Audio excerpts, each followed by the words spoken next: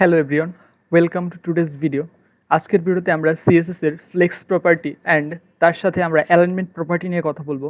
এলিমেন্টকে আমরা কিভাবে তার ডিরেকশন চেঞ্জ করতে পারি বা একটা এলিমেন্টকে কিভাবে আমরা মাঝখানে আনতে পারি, সাইডে নিতে পারি বা পাশে নিতে পারি, এই বিষয়গুলো আজকে আমরা দেখব। ওকে, লেটস গো। আমরা আমাদের বেসিক স্ট্রাকচার নিয়ে আসছি, একটু শর্টকাট ইউজ করি। যে ট্যাগটা লিখতেছে সেই ট্যাগ ডিভ ডট ডট মানে হচ্ছে ক্লাস নেম কি দিব সেইটা, কন্টেইনার। অ্যান্ড এই কন্টেনারের ভিতর আরও আমরা কিছু চাইল্ড ডিপ রাখতে চাই। চাইল্ড ডিপ রাখার জন্য গ্রেটার দেন অ্যারো। অ্যান্ড এর ভিতর যদি আরও যে ডিপগুলো ক্রিয়েট করব, ডিপ এখন কয়টা ডিপ ক্রিয়েট করব ইনটু সাপোজ ফোর ডিপ আমরা ক্রিয়েট করব। ওকে, দেখেন আমাদের চলে আসছে শর্টকাটে, একদম চলে আসছে। এখন দেখেন এই ডিপগুলোকে চাচ্ছি আমরা একটা ক্লাস নেম দিতে। সো এই ডিপগুলোকে ক্লাস নেম দেওয়ার জন্য আমরা প্রতিটা না দিয়ে সবগুলো একসাথে আমরা করতে পারি। সাপোজ এইখানে ডট, ওকে দেখেন অলটা চেপে ধরে এখানে সবগুলার পরে যেখানে যেখানে আমি আমার কার্সার চাচ্ছি, মাল্টিপল কার্সার চলে আসতেছে। দেখেন সবগুলা ডিবের পরে আমাদের কার্সার চলে আসছে, এখানে আমরা ক্লাস নেম দিতে পারি। ওকে, ক্লাস দিয়ে দিলাম, ক্লাস নেম হবে হচ্ছে বক্স। ওকে, ক্লাস নেম বক্স চলে আসছে। এখানে আবার একটা এক্সট্রা হয়ে গেছে, সরি, এটাকে আমরা কাইটা দিলাম। ওকে, দেন এখন এখানে আবার দেখেন শিপ চাইপা ধরা এখানে অলটা চেপে ধরে আবার এখানে আমরা লিখতে পারি বক্স 1। এখন এগুলো আমরা জাস্ট চেঞ্জ করে দেবো, 1-এর পরিবর্তে আমরা দেবো 2, তারপরে দেবো 3, অ্যান্ড তারপরে 4, সরি তারপরে 4। ওকে, দেখেন আমাদের এখানে আই হোপ চলে আসছে। ওকে, এই যে বক্সগুলো চলে আসছে। এখন আমরা এই বক্সগুলোকে একটু স্টাইল করি। বক্সগুলোকে স্টাইল করার জন্য বক্সকে ধরতে হবে, যেহেতু আমাদের ক্লাস, সেহেতু আমাদের ডট দিয়ে ধরতে হবে। ওকে, বক্সগুলা চলে আসছে। এখানে আমরা এগুলার প্যাডিং দিয়ে দিই 20 pixel. Okay, and background colour আমরা দিয়ে দিই আমার পছন্দের একটা কালার দিয়ে দিই।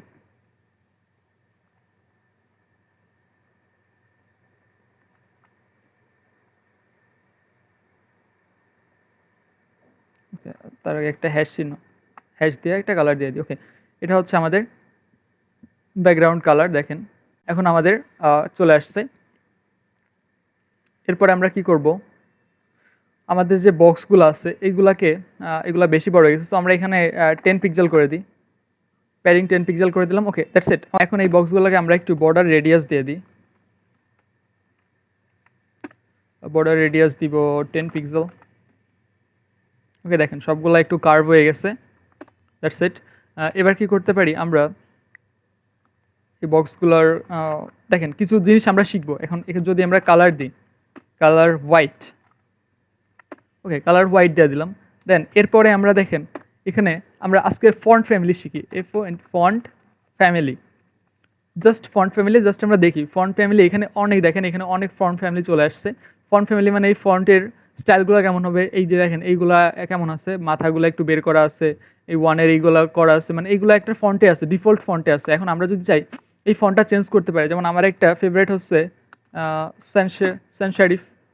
এই দেখেন বক্সগুলো কেমন হয়ে গেছে, একটু হয়ে গেছে, লেখাটা চেঞ্জ হয়ে গেছে। এখন এরপরে আমরা এই ফন্টটায় অনেক চিকন আছে, এই চিকন ফন্টটাকে আমরা মোটা করার জন্য আমরা ফন্ট ওয়েট ব্যবহার করি। ফন্ট ওয়েট যদি বোল্ড দিয়ে দিই, তাহলে দেখেন এই লেখাগুলো একটু মোটা হয়ে গেছে। That's it. আমরা আই হোপ বুঝতে পারছেন আমি কি করতেছি। এখানে প্রথমে আমরা ফন্ট ফ্যামিলি ব্যবহার করতে পারি, এটা একটা প্রপার্টি। ফন্ট ফ্যামিলি আমরা যে কোনো নাম দিতে পারি, এটা আমরা গুগল থেকেও ফন্ট নিয়ে এসে ব্যবহার করতে পারি, বাট এটা আমরা পরে দেখবো। এরপর দেখেন ফন্ট ওয়েট কী দেওয়া আছে, বোল্ড। That's it. এরপরে আমরা আরও যে কাজটা করতে পারি, এরপরে দেখেন সরি, ওকে দ্যাটস ইট। এরপরে আমরা আমাদের যে কন্টেনারটা ছিল, কন্টেনারটা আমরা একটু স্টাইল করতে পারি। আমাদের ডট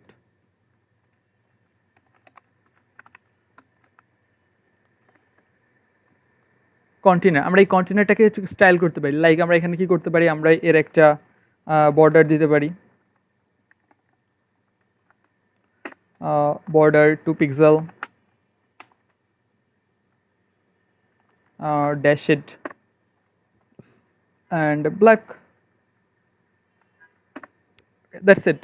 দেখেন আমাদের একটা বর্ডার চলে আসছে, এটাকে একটু গায়ে ঘেঁষে ঘেঁষে আসে, সো এটাকে একটু দূরে দূরে সরানোর জন্য আমরা কি করতে পারি, আমরা এর প্যাডিং দিয়ে দিতে পারি, প্যাডিং দিতে পারি 20 পিক্সেল। দেখেন তাইলে এ মাঝখানে চলে আসছে, এর সাইড দিয়ে 20 পিক্সেল প্যাডিং দিয়ে দিছে, আর এই বক্সগুলো মাঝখানে চলে আসছে। Okay that's it. এখন আমরা যে জিনিসগুলো শিখবো আজকে, আমাদের প্রধান শেখার জিনিস হচ্ছে ফ্লেক্স বক্স। এখন ফ্লেক্স বক্স কীভাবে কাজ করে এটা শেখার জন্য আমাদের যে মেইন প্যারেন্ট ডিপটা আছে, এই প্যারেন্ট ডিপের ভেতর আমরা বলে দিব যে এই প্যারেন্ট ডিপের ভেতর যে এলিমেন্টগুলো আছে, এই এলিমেন্টগুলো কিভাবে থাকবে, এরা সোজাসুজি থাকবে বা মানে হরিজন্টালভাবে থাকবে নাকি ভার্টিক্যালি থাকবে, এটা আমরা বলে দিব। এখন আমরা একটা প্রপার্টি ইউজ করব, ডিসপ্লে প্রপার্টি, যেটা আমরা কালকে জানছিলাম, ব্লক ইনলাইন এগুলো জানছিলাম। আজকে আমরা দেখব ফ্লেক্স নিয়ে। ফ্লেক্স, দেখেন ফ্লেক্স মানে হচ্ছে এই যে আমাদের এলিমেন্টগুলো আছে, এই এলিমেন্টগুলো পাশাপাশি হয়ে যাবে, একটার পর একটা, তারপর আরেকটা, তারপর আরেকটা, এইভাবে আমরা লেখাগুলো পাশাপাশি নিয়ে আসার জন্য আমরা কি ব্যবহার করি, ফ্লেক্স ব্যবহার করি। দেখেন লেখাগুলো গায়ের সাথে গা ঘেঁষে আছে, তার জন্য আমরা একটু ফাঁকা ফাঁকা করার জন্য, মানে গ্যাপ দেওয়ার জন্য আমরা গ্যাপ ইউজ করতে পারি। পি গ্যাপ 10 পিক্সেল যদি দিয়ে দিই, তাহলে দেখেন কি হয়, সবগুলা থেকে একটা আরেকটা থেকে 10 পিক্সেল সরে গেছে। তাইলে এর ভিতর যে এলিমেন্টগুলো আছে, এই এলিমেন্টগুলো কি হবে, ফ্লেক্স হবে কোথায়, একটার পর একটা, এইভাবে। ওকে, এরপরে আমরা এই যে ফ্লেক্স, এই যে বক্সগুলো আছে, এই বক্সগুলো কি হিসেবে আছে, প্রথমে একটা আছে, তারপরে একটা আছে, তারপরে আরেকটা, এটা দেখেন এটা রো হিসেবে আছে, মানে এক একটা রো করে আছে, একটা সামনে একটা, এটাকে আমরা কি বলি, রো। তাহলে এখানে যে ফ্লেক্স ডিরেকশন, ফ্লেক্স ডিরেকশন যদি আমরা কলাম দিয়ে দিই, তাইলে কি হবে, কলাম দিলে একটার নিচে আরেকটা চলে আসবে। দেখেন কলাম দিলে একটার নিচে আরেকটা, আর রো দিলে এক লাইনে সবগুলো চলে যাবে। আর কলাম দিলে হচ্ছে একটা কলামের ভিতর বা একটার পর নিচে আরেকটা, তার নিচে আরেকটা, এইভাবে চলে আসবে।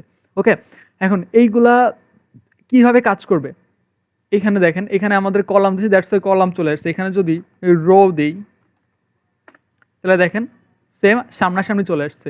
তো ফ্লেক্স ডিরেকশন দিলে ফ্লেক্স ডিরেকশন অটোমেটিক্যালি বাই ডিফল্টভাবে রো দেওয়া থাকে। এখন আমরা আরেকটা কাজ করতে পারি, যেমন আমরা চাচ্ছি এই বক্স 4কে সামনে আনতে, বক্স 3কে তারপরে আনতে, বক্স 2কে তারপরে, বক্স 1কে শেষে। এখন এখানে আমরা রো, এটা যদি আমরা রিভার্স দিয়ে দিই, রো রিভার্স দিলে কী হবে, বক্সগুলো প্রথমে সামনে আসে, তারপরে তার পিছনে 3 আছে, তারপরে 2, তারপরে 1, এগুলো আছে। এখন সেমভাবে আমরা এইখানে করি। এখন রো কাইটা দেওয়া যদি আমরা এখানে কলাম দিই, কলাম রিভার্স, তাহলে দেখেন প্রথমে 4, তারপরে 3, তারপরে 2, তারপরে 1, এভাবে চলে আসছে। যদি শুধু আমরা কলাম দিই তাহলে তো 1, 2, 3, 4 এইভাবে আসতেছে, বাট যদি কলাম রিভার্স দিই তাহলে কি হচ্ছে, প্রথমে 4 যাচ্ছে, তারপরে 3, 2, 1 এভাবে আসছে। আই হোপ আপনারা ক্লিয়ার। এখন দেখেন, এখন আমরা এটাকে রো রাইখা দিই, যাতে পরের টপিকগুলো বুঝতে আমাদেরকে সুবিধা হয়। ওকে, রো রাইখা দিলাম, হ্যাঁ ওকে দ্যাটস ইট। দেখেন এখন এখানে কি আছে, এই যে ভিতরে যে বক্সটা আছে, আমরা একটু পরে দেখব, এই বক্সটা দেখেন এই পাশে জায়গা কম আছে, এই পাশে আর একটু বেশি আছে।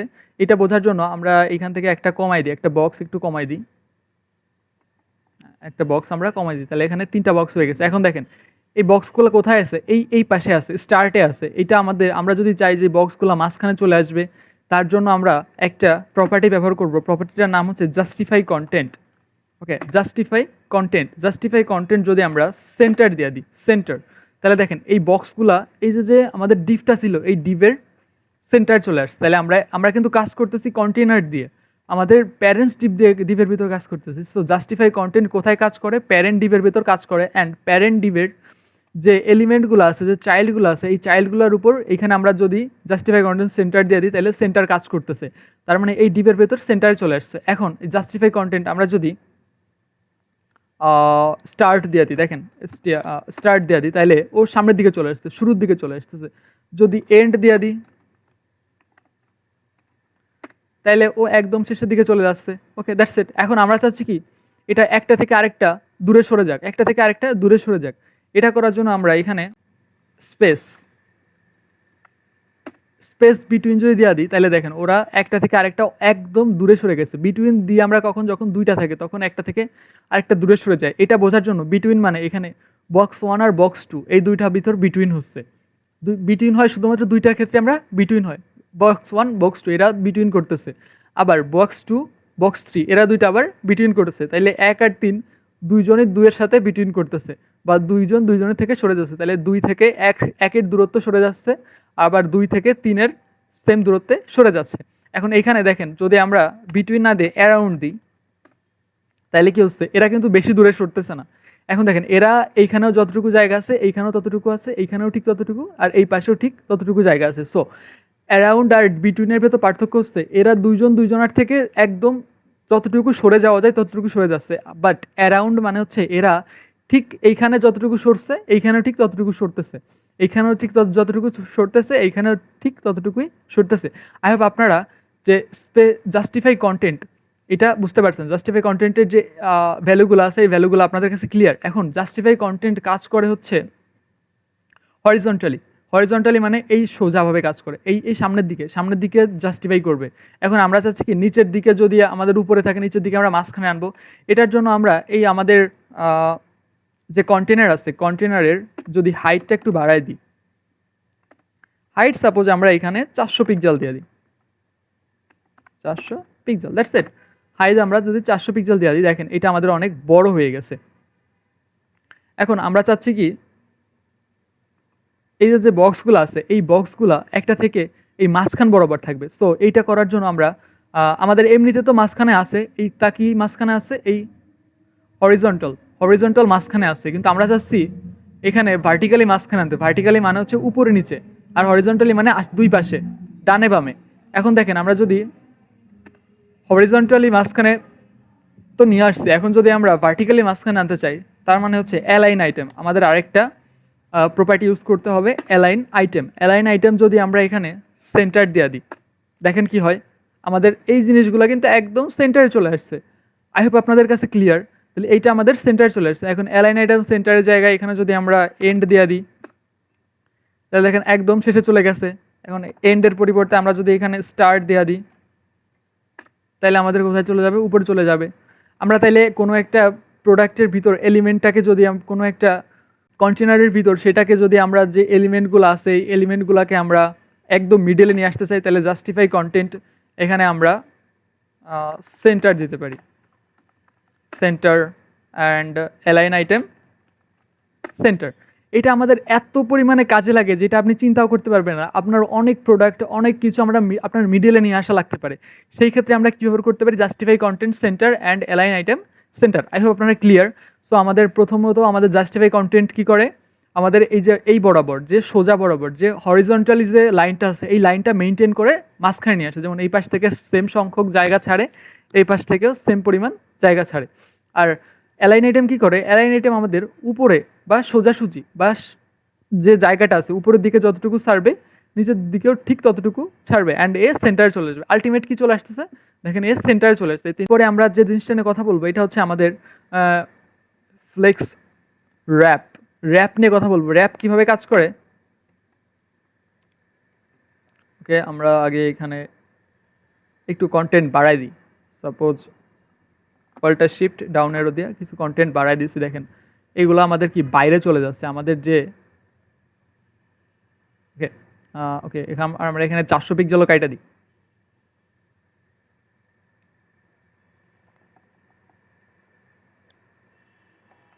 ওকে দেখেন এখানে কি হচ্ছে, এখানে অনেকগুলো বক্স চলে আসছে। এই বক্সগুলো আমরা চাচ্ছি কি যখন আমরা এটাকে একটু ছোট করব, সাপোজ দেখেন এখানে যে আমরা ছোট করতেছি কিন্তু এই বক্সগুলো কিন্তু কি হচ্ছে, এটা একটা চলে যাচ্ছে, যেমন এখানে 3 আছে, পরে 4 5 6, এই বক্সগুলো কি হচ্ছে চলে যাচ্ছে, এই বক্সগুলো কিন্তু আর থাকতেছে না। আমরা চাচ্ছি কি আমাদের যখনই আমরা আমাদের ডিসপ্লেটা ছোট করব বা ডিসপ্লেটা বড় করব তখন আমাদের ডিসপ্লে অনুযায়ী এর সাইজটা অ্যাডজাস্টমেন্ট হবে। এটা করার জন্য আমরা কি করতে পারি, আমরা এখানে